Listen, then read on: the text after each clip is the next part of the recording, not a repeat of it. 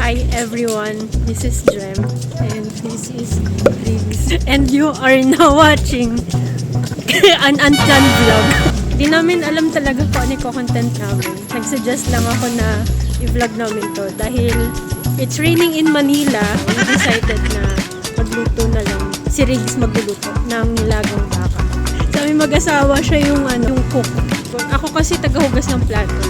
Yeah, boy! As a wife. Anyways, that's it then. Magkano na yung mga bilihin ngayon. Alam ko namang pare-pareho tayong kumakain sa presyo dahil sa inflation. Parang po po. Okay, bye! Hindi pala bye. Dapat see you later.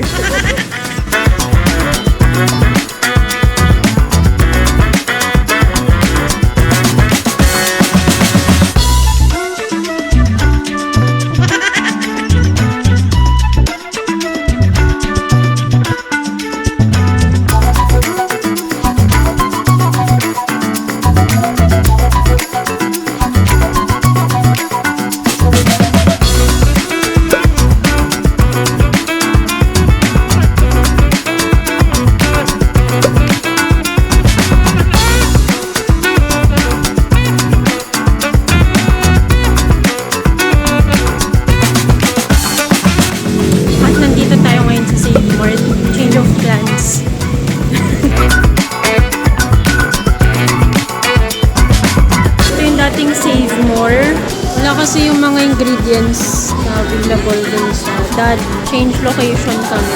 Dating all home to, malaki talaga siya. Pero eventually yun nga inayos. Then ginawang Save Mart. I don't know why. Kung ngayon, hanap pa din kami ng ingredients for nilagang baka.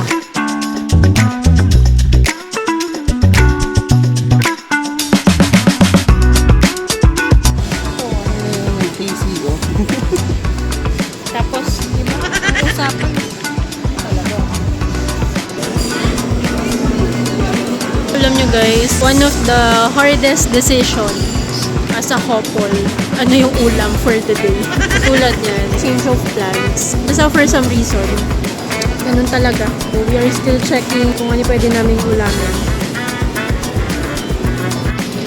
Gutom na tayo pareho, boy.